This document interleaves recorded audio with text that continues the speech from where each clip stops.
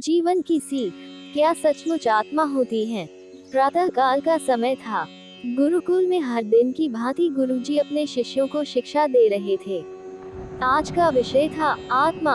आत्मा के बारे में बताते हुए गुरुजी ने गीता का ये श्लोक बोला, नैन छिन्दन्ति शस्त्राणि नैन दहति पावकः न चैन क्लेदयन्त्यापो न शोषयति मारुतः। अर्थात आत्मा को न शस्त्र छेद सकते हैं, न अग्नि जला सकती है, न जल उसे गला सकता है और न हवा उसे सुखा सकती है। इस आत्मा का कभी भी विनाश नहीं हो सकता है, यह अविनाशी है। ये सुनकर एक शिष्य को जिज्ञासा हुई। वह बोला, किंतु गुरुवर यह कैसे संभव है? यदि आत्मा का अस्तित्व है, वो अविनाशी है, तो भला वो इस नाशवान शरीर में कैसे वास करती है और वो हमें दिखाई क्यों नहीं देती? क्या सचमुच आत्मा होती है? गुरुजी मुस्कुराए और बोले, पुत्र, आज तुम रसोई घर से एक कटोरा दूध ले लेना और उसे सुरक्षित अपने कमरे में रख देना, और कल इसी समय वह कटोरा लेकर यहाँ उपस्थित हो जाना।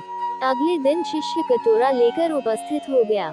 गुरुजी ने पूछा, क्या दूध आज भी पीने योग्य है? शिष्य बोला, नहीं गुरुजी, ये तो कल रात ही फट गया था।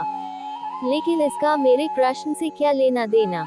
गुरुजी शिष्य की बात काटते हुए बोले, आज भी तुम रसोई में जाना और एक कटोरा दही ले लेना, और कल इसी समय कटोरा लेकर यहाँ उपस्थित हो जाना।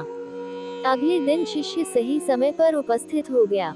गुरुजी ने पूछा, क्या दही आज भी उपभोग हेतु ठीक है? शिष्य बोला, जी हाँ गुरुजी, ये अभी भी ठीक है।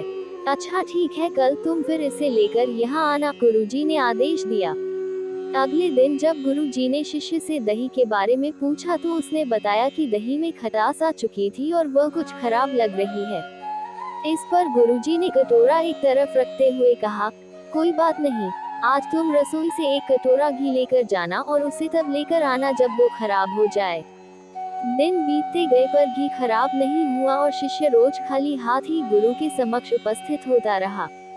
फिर एक दिन शिष्य से रहा नहीं गया और उसने पूछ ही लिए, गुरुवर, मैंने बहुत दिनों पहले आपसे प्रश्न किया था कि यदि आत्मा का अस्तित्व है, वो अविनाशी है, तो भला वो इस नाशवान शरीर में कैसे वास करती है और वह हमें दिखाई क्यों नहीं देती? क्या सचमुच आत्मा होती है? पर उसका उत्तर देने की बजाय आपने मुझे दूध, दही, घी में उलझा दिया। क्या आपके पास इसका कोई उत्तर नहीं है? इस बार गुरुजी गंभीर होते हुए बोले, वत्स, मैं ये सब तुम्हारे प्रश्न का उत्तर देने के लिए ही तो कर रहा था। देखो, दूध, दही और घी सब दूध का ही हिस्सा है, लेकिन दूध एक दिन में खराब हो जाता है, दही 2-3 दिनों में, लेकिन शुद्ध घी कभी खराब नहीं होता। इसी प्रकार आत्मा इस नाशवान शरीर में होते हुए भी ऐसी है कि उसे कभी नष्ट नहीं किया जा सकता। ठीक है गुरुजी, मान लिया कि आत्मा अविनाशी है, लेकिन हमें घी तो दिखाई देता है पर आत्मा नहीं दिखती। शिष्य, गुरुजी बोले, घी अपने आप ही तो नहीं दिखता ना। पहले दूध में जामन डालकर दही में बदलना पड़ता है, फिर दही को मथ कर उसे मक्खन में बदला जाता है, फिर कहीं जाकर जब मक्खन को सही तापमान पर घंटों पिघलाया जाता है तब जाकर घी बनता है। हर इंसान आत्मा का दर्शन यानी आत्म दर्शन कर सकता है, लेकिन उसके लिए पहले इस दूध रूपी शरीर को भजन रूपी जामन से पवित्र बनाना पड़ता है। उसके बाद कर्म की मथनी से इस शरीर को दीन दुखियों की सेवा में मथना होता है और फिर सालों तक साधना व तपस्या की आंच पर इसे तपाना होता है, तब जाकर आत्मदर्शन संभव हो पाता है। शिष्य गुरुजी की बात अच्छी तरह से समझ चुका था। आज उसकी जिज्ञासा शांत हो गई थी। उसने गुरु के चरण स्पर्श किए और आत्मदर्शन के मार्ग पर आगे बढ़ गया।